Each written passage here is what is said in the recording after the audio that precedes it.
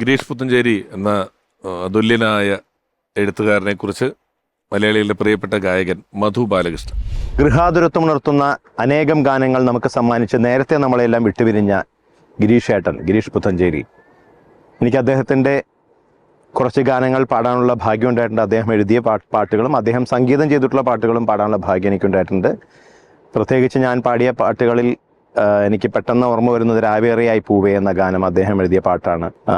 അദ്ദേഹം നല്ലൊരു ഗായകൻ കൂടിയായതിനാൽ അദ്ദേഹത്തിന് കറക്റ്റ് മീറ്ററിൽ കറക്റ്റ് അളവിൽ പാട്ടെഴുതാനുള്ള ഒരു പ്രത്യേക കഴിവ് ഉണ്ടായിരുന്നു. പെട്ടെന്ന് ഒരു പാട്ട് എഴുതി തീർക്കാനുള്ള ഒരു കഴിവും അദ്ദേഹത്തിനുണ്ടായിരുന്നു. ആ പെട്ടെന്ന് എഴുതുകയാണെങ്കിൽ തന്നെ അത് വളരെ ഏറെ അർത്ഥവത്തായതും ആഴമേറിയ വരികളായിരുന്നു അദ്ദേഹം നമുക്ക് സമ്മാനിച്ചിട്ടുള്ളത്. നമുക്ക് തീരാ നഷ്ടമാണ് അദ്ദേഹത്തിൻ്റെ ഈ നേരത്തെയുള്ള വിയോഗം. അദ്ദേഹത്തിൻ്റെ ഓർമ്മകൾക്ക് മുമ്പിൽ എൻ്റെ പ്രണാമം.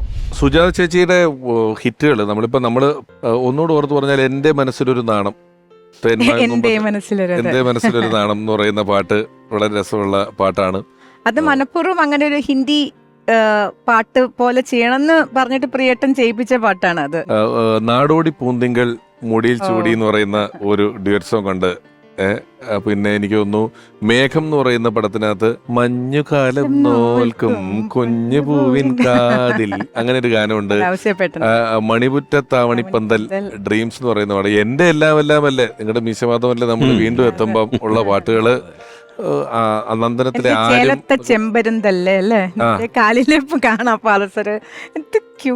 പിന്നെ സുജാത ചേച്ചിയുടെ വീണ്ടും പറയുമ്പോ എനിക്ക് എന്റെ വീട് അപ്പൂന്റെ എന്ന് പറയുന്ന വാവാവോ വാവേ വന്നു സമ്മാനം, ചിലമ്പൊലിക്കാറ്റ് ചീറ്റി അടിച്ചാറ്റ്, ആലിലെ കാവിലെ എത്രയോ പാട്ടുകളാണ് ഇവര് ഓരോ കോമന്റ്. നമ്മളിപ്പോ ജയന്റെ ദൂരദർശൻ കാലം തൊട്ട് പറഞ്ഞാല് എത്രയോ പാട്ടുകളെ കുറിച്ച് നമ്മൾ പറഞ്ഞെങ്കിലും നമ്മളിങ്ങനെ വർത്തമാനത്തിനിടയിൽ ചേച്ചി പറഞ്ഞു ഇങ്ങനെ ഒരു അവാർഡ് നൈറ്റിൽ വെച്ചിട്ട് ഗിരീഷ് പുത്തഞ്ചേരി സാർ വന്നിട്ട് പറഞ്ഞു എൻ്റെ ആ പാട്ട് നീ നന്നായിട്ട് പാടി എന്ന് പറഞ്ഞു.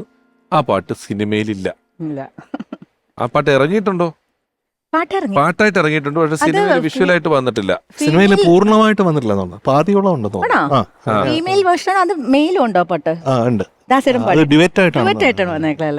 ചേച്ചി ആ പാട്ട് നമുക്കൊന്ന് പാടിത്തരാമോ?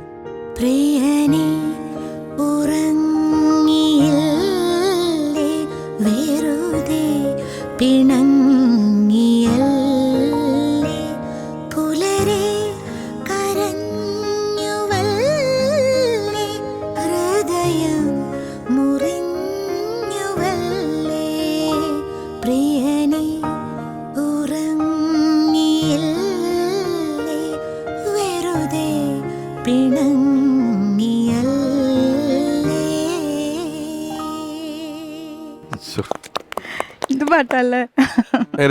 ഈ പാട്ടിന് ഒരു ഉപയോഗം എവിടെയാണെന്ന് ചോദിച്ചാൽ ഇതിന് നമ്മൾ കലയെന്നുള്ളത് മാറ്റി നിർത്തിയിട്ട് എനിക്ക് ചിലപ്പോൾ തോന്നിയിട്ടുള്ള ഒരു ഉപയോഗം എന്ന് പറയുന്നത് ചില ആളുകളുടെ സ്നേഹമോ അല്ലെങ്കിൽ അവരോടുള്ള അവരുടെ ഒരു വിയോഗമോ ഒക്കെ നമുക്ക് നമ്മുടെ കയ്യിലുള്ള വാക്ക് വെച്ച് എക്സ്പ്രസ് ചെയ്താൽ ഒരു മതിയാവായ്മ വരും.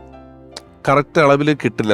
നമ്മളിത് പറഞ്ഞാൽ അത് ആവില്ല. അത് ചിലപ്പോൾ ഒരു പാട്ട് അല്ലെങ്കിൽ അതിനകത്ത് രണ്ട് വരികൾ നമുക്ക് കൃത്യമായിട്ട് ഇത് ഞാൻ എന്തുമാത്രം നിങ്ങൾ ഇഷ്ടപ്പെടുന്നു എന്നുള്ളത് എനിക്ക് പറയാൻ അറിയത്തില്ല. ഈ പാട്ടിൽ അതിനകത്ത് ഏതാണ്ട് അതിൻ്റെ അളവ് കറക്റ്റാന്ന് തോന്നിയാൽ അതെടുത്ത് ഉപയോഗിക്കുക. അത് മ്യൂസിക്കായിട്ടും പാടിയും അയച്ചു കൊടുത്തും അതൊരു ഫോട്ടോ നമ്മളിപ്പോൾ ഒരു ഇൻസ്റ്റാഗ്രാമിലോ ഇപ്പോൾ നവമാധ്യമങ്ങളിൽ പോസ്റ്റ് ചെയ്യുന്ന ഒരു ഫോട്ടോയുടെ മുകളിലോ ഒരാളൊരു പാട്ടെടുത്ത് പോസ്റ്റ് ചെയ്യുന്നത് ശരിക്കും ഒരു പോരായ്മ ഫില്ല് ചെയ്യാൻ പറ്റുന്ന വാക്കുകളും കാര്യങ്ങളും ഒക്കെ ഒരു പാട്ടിനും അതിന്റെ ഈണത്തിനും പലപ്പോഴും പിന്തുണയ്ക്കാൻ പറ്റുന്നുണ്ട്. കാത്തിരിപ്പു കൺമണി അങ്ങനെ ഒരു പാട്ടല്ലേ കമൽസന്റെ? അതെ, അത് ശരിക്കും ലോങ്ങിങ് അല്ലേ? ഓ, എനിക്ക് ഭയങ്കര ഇഷ്ടമുള്ള പാട്ടാണ് കാത്തിരിപ്പു കൺമണി എന്നുള്ളത്. കൃഷ്ണകുടിയിലൊരു പ്രണയകാലത്ത് എന്ന് പറയുന്ന സിനിമയില് അല്ല അതിന്റെ ടൈറ്റിൽ പോലും ഒരു വളരെ പോയറ്റിക് ആണ്.